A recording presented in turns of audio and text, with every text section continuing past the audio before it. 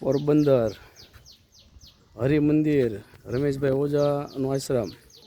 રમેશભાઈ ઓઝાનો આશ્રમ છે આ પોરબંદર, ત્યાં અમે આવી ગયા છે. અત્યારે દર્શન કરવા જાય છે. અત્યારે આ જો બધું હરિમંદિર કાકા નીકળ્યા.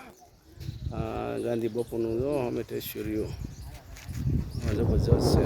આ બધું એનો ગેટ વ્યૂ જો તમે. અને આ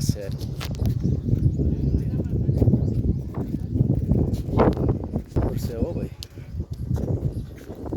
રમેશભાઈ ઓઝાનો આશ્રમ છે અને સ્કૂલ પણ છે છોકરાઓને ભણવા માટેની.